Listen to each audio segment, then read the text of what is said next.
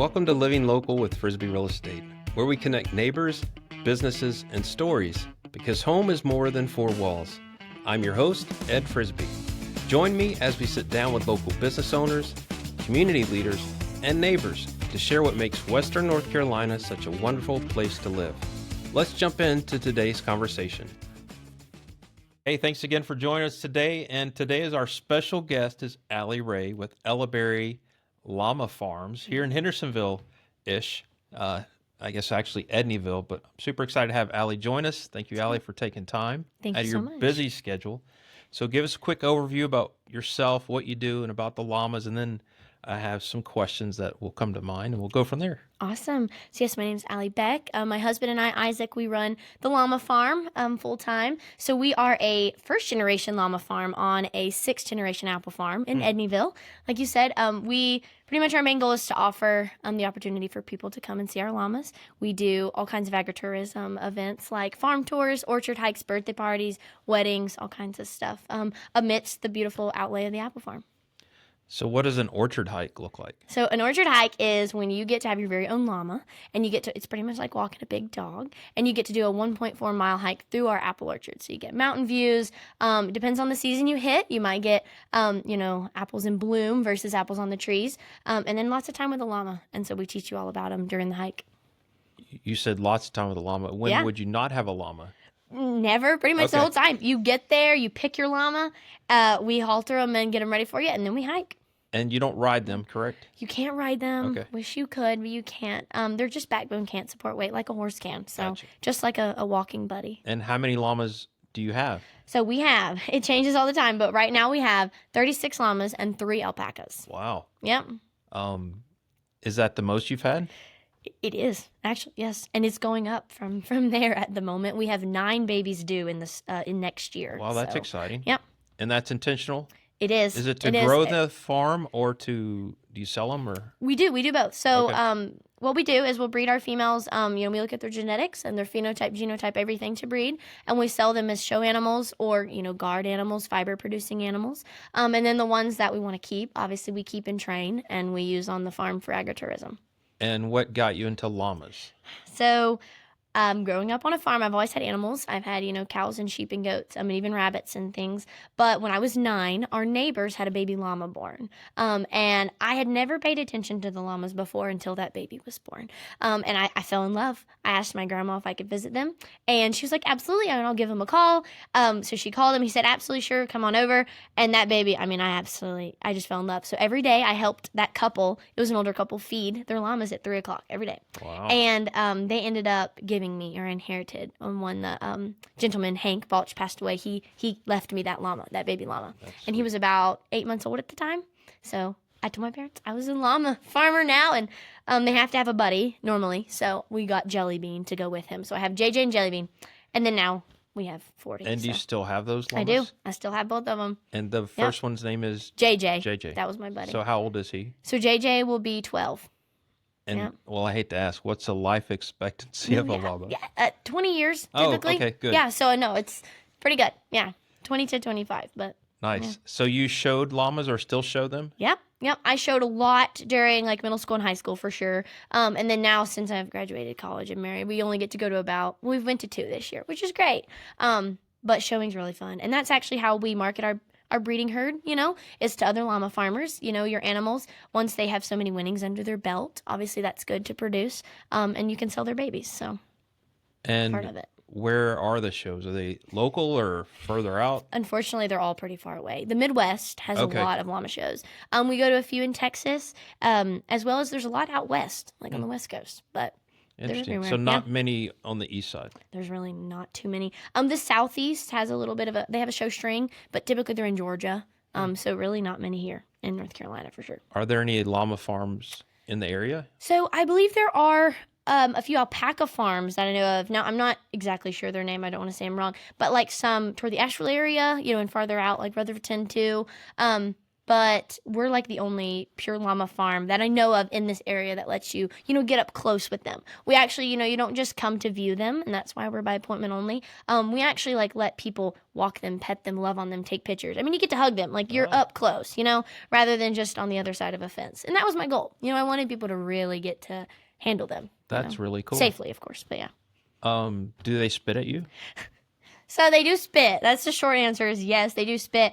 At me, not as much. We try to train them, actually, believe it or not, when they're babies, not to spit at us for no reason, right? They shouldn't just spit for fun, because that's not fun. But they spit at each other, because that's their way of defense. So, Really? every day, when we're feeding them in the morning, they're spitting. So it's not just a sound, they're literally No, spitting. it's literally a spit. It's actually like llama throw up. Wow. It is. So they are ruminant animals, pseudo-ruminants. So they pull that food from their stomach in their C1, and they can spit it. How about that? Yeah, it's actually amazing. But Do you wear a mask? no, I do not. But let me tell you something. It smells horrible. It does. It does stink. So that's why we don't want them to spit on people. And they hardly ever spit on people. But they spit on each other. You know what I'm saying? They just do. That's funny. It is funny. So you mentioned by appointment only, Yeah. but go ahead and tell people how do they find you or where are you, that kind of stuff. Absolutely. So we actually have online ticketing. So what you can do is go to our website at ellaberryllamafarm.com, and you can either stay on our homepage or look at our services page and click on a farm tour, an orchard hike. We also do birthday parties, which is, a private event, of course, for your family or your party. But yeah, you can click on there, and we have all of our times and dates listed on our website, and you can buy your tickets right there on the website. And are the times of date typical every week, or it changes? Or? So it kind of changes. Typically, almost every Saturday, we will definitely have a few farm tours, one or two.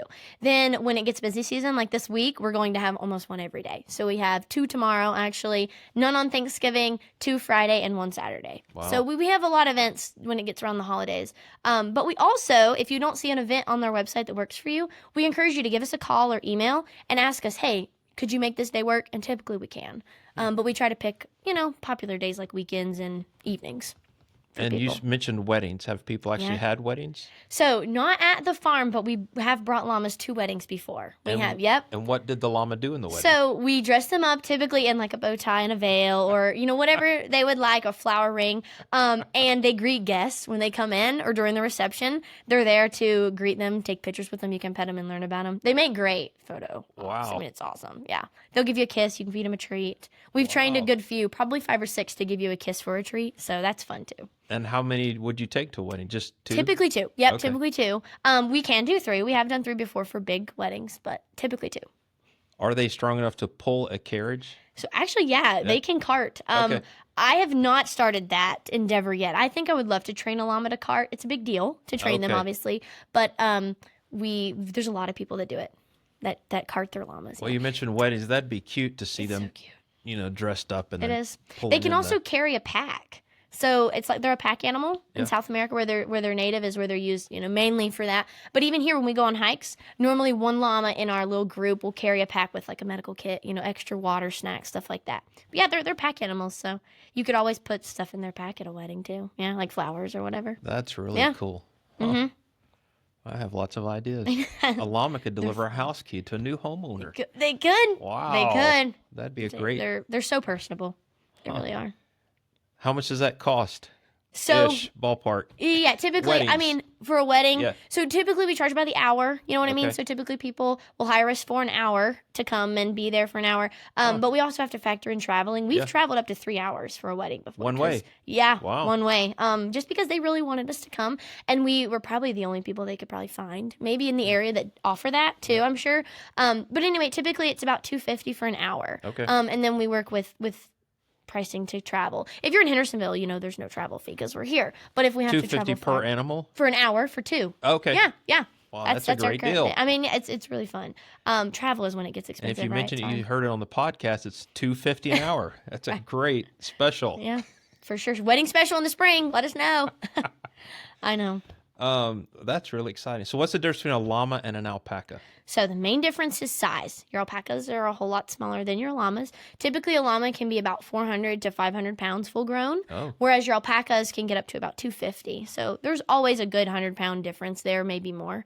But also their ears are different. So when they're babies, it might be hard to tell the difference. But if you'll look, llamas have banana ears. They're almost shaped like a people say like a devil horn, but I like a banana better. And the alpacas are short and pointy, almost like a cat, like a triangle. So look for those curved banana ears, and it'll tell you it's a llama. So you intentionally have some alpacas also? Yeah, we do. Okay, just to mix it up? Yes, and the main reason we got our first alpaca, probably, I guess it's been 5 years now. I've had Max at least 5 years. Was because people were asking what is the difference, right? And they're like, they want to see both at the same time, right? And so I was actually very blessed. I was gifted Max from a friend of ours that shows llamas and alpacas. And then I fell in love with Max, and we got 2 more. Their names are Mooney and Rosie. So we've got 3 you can meet when you come. Cute names. Yep. And they all get along? They do. I typically keep our girls separate from our boys, even though most of our boys are gelded, so they cannot, have babies. But typically the girls are kind of moody, so we keep our girls together and our boys together. But they do get along. I meant alpacas and llamas. Oh, but yes. you. Yes, they can. They get along. Gotcha. They live together. Our Okay. girl alpacas live with girl llamas. And you vice mentioned versa. a llama as a guard animal. I think you said Yes. that earlier. What do they guard? So llamas can guard. Sheep or goats are probably the 2 most common animals that people put them with. But yeah, they're excellent guards because they're so attentive. And they're naturally, like I said, looking out all the time. And they're better than a dog? So it just depends. Here's what's good about a llama versus a dog. So your llamas can eat the same food as your sheep and your goats, where your dogs can't, right? They have to be fed separate. They're more like livestock, where a dog's not livestock, right? So typically they're just a little bit easier. But people have great success with them guarding their sheep or goats. So we do. We have them with our alpacas to guard them as well. And even when we had chickens, they kept everything away as long as there were llamas nearby. And what do they do? Do they go just walk towards an aggressive? So typically they'll charge whatever it is. Okay. They have an alarm call, so that either alarms the other llamas or even the other animals in the herd. Alarm to call be on guard. meaning they make a sound. Yeah, it's a super loud screeching alarm call. Are you gonna demonstrate? I It's wish. okay. No, I cannot. I wish. If you look it up on YouTube, it's actually We'll crazy. Google sounding. it, yeah. Totally Google it. Okay. But they'll charge their predator. Mine have killed a possum and a raccoon before, stomping it. They'll stomp it to death. But they also spit. That's a unique defense for a mammal in the States, right? So, when they're spitting at their predator, it smells horrible. It's scary. And like I said, they charge them and they'll stomp them. So, yeah. Oh, and ours have treed a bear before. I forget. That story's really fun, too. Well, tell us. Yeah. Yeah. So this was a few years ago, but we had a pasture with trees in the middle. There's like a group of trees in the middle. And so one day we were kind of looking off our porch down and we saw the llamas were circling the tree. There was like 6 boys in there, circling. And I thought, that didn't look right. Something's going on. So we went down there and looked, and sure enough, there was a black bear up in the trees. That they had, run it up the tree, and they would not let it down. They were alarm calling and just freaking out. So we had to lock the llamas up and let the bear run off. Wow. Yeah, Was the bear protected. just He was just hanging out wandering? up there. I'm sure we live on the edge of the woods, so Okay. I'm sure he came out, and if he got in the pasture, they were not going to let him out. So, yeah, Wow. they're really protective. So people have to make an appointment to Yes, see y'all. please. But location-wise, you're in Edneyville, Yep. so you're out Highway 64. Yep, we're about 20 minutes from downtown Hendersonville. With, Okay. of course, no traffic, but yeah, not far at all. You mentioned no traffic. That's good. Never happens, right? And you're open year-round, just by appointment only, special events. You're open to other creative ideas. Definitely. You can reach out if you have any other questions. Reach out by email or phone. Okay. If the you want a web special address event. is, Ellaberry Llama Farm.com. got it, and llamas 2 L's. Yep, 2 L's. That's right. That's right. All right, so you grew up in the area? I did. So my dad and my mom are, my dad is a 6th-generation apple farmer. So my mom and dad both still farm. And then my husband and I mainly do the llamas. But That's really cool. on a farm, everyone's involved in everything, Yep. So, yeah. We've had a few people who mentioned farms, and it's a lifestyle, and it's a grind. Sure is. You have to love it. It's Yep. 24/7, so at least Sure sounds is. like it. Sure is. Tell us what you've seen the change since you grew up in the area. Oh, gosh. Have you seen Hendersonville change? Asheville, the area, roads?